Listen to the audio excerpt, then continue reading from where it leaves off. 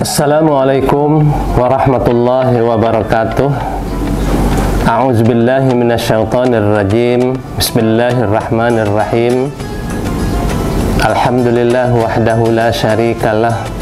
Wa asyhadu anna sayyidana wa nabiyyana Muhammadan abduhu wa rasuluh la nabiyya ba'dah. Asyhadu an la ilaha illallah wa asyhadu anna Muhammadar rasulullah. Rabbi syrah li sadri wa yassir li amri wahlul 'uqdatam min lisani yafqahu qawli. Pemirsa yang dirahmati Allah Subhanahu wa taala, pada kesempatan ini saya akan menguraikan dan mengangkat topik tentang merajut ukhuwah menggapai kerukunan. Dalam beberapa tahun terakhir, Negara Kesatuan Republik Indonesia (NKRI) diguncang oleh berbagai isu yang mengancam perpecahan umat beragama. Sebagaimana dapat disaksikan di berbagai media, yang semuanya cenderung dilakukan untuk kepentingan individu dan golongan atau untuk kepentingan politik tertentu.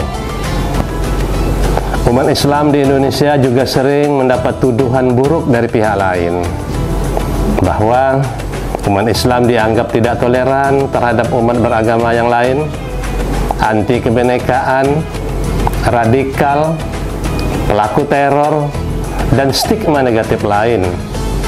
Hal tersebut tentu sangat menyakitkan dan merugikan umat Islam.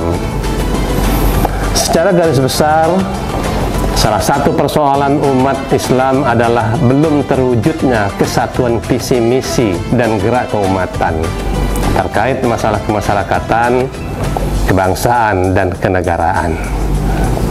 Umat Islam masih terkotak-kotak dalam firqah politik yang terkadang mudah diadu domba demi kepentingan sesaat. Maka secepatnya diperlukan reformasi manajemen keumatan dan penguatan ukhuwah. Ukhuwah harus terus-menerus diupayakan penerapannya dalam kehidupan umat manusia dalam rangka mewujudkan kerukunan antar umat beragama dan perdamaian di muka bumi.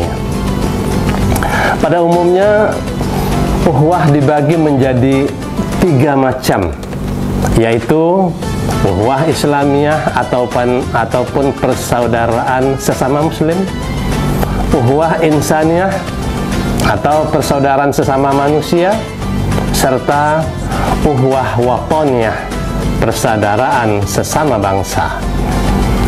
Pertama, ukhuwah Islamiyah merupakan persaudaraan yang berlaku antar sesama umat Islam atau persaudaraan yang diikat oleh akidah atau keimanan.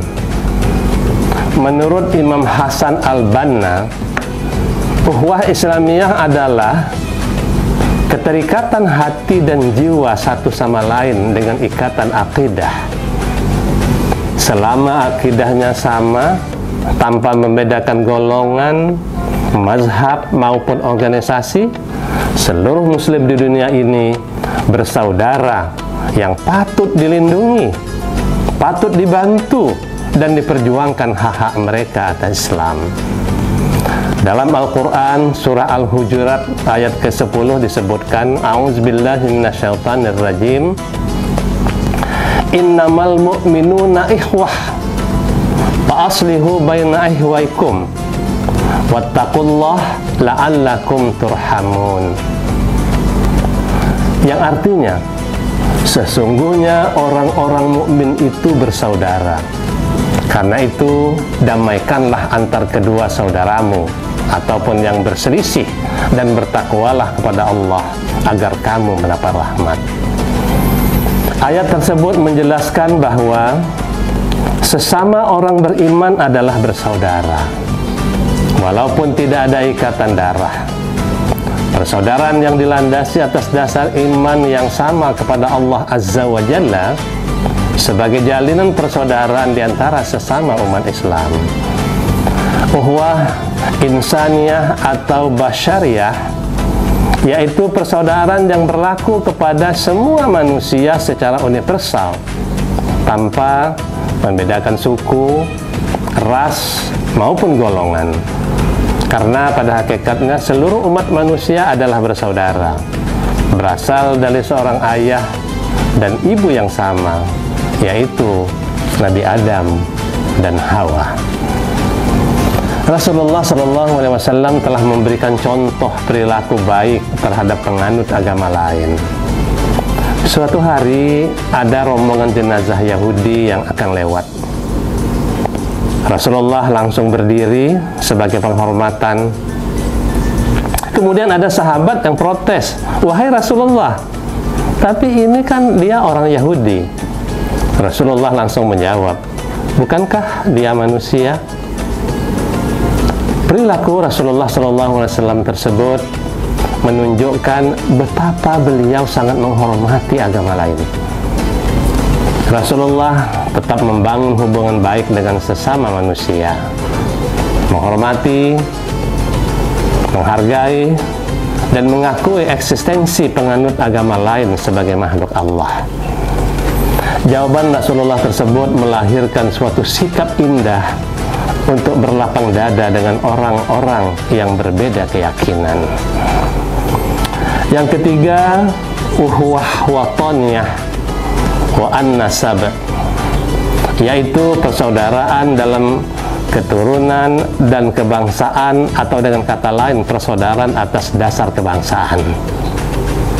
Persaudaraan yang diikat oleh jiwa nasionalisme tanpa membedakan golongan, agama, suku, warna kulit, adat istiadat, dan aspek-aspek lainnya. Dalam arti perwujudan kerukunan umat beragama dalam masyarakat sebangsa dan setanah air. Untuk dapat mewujudkan uhwah watoniyah dibutuhkan usaha keras dan kerjasama dari berbagai pihak, mencakup masyarakat biasa hingga para petinggi negara.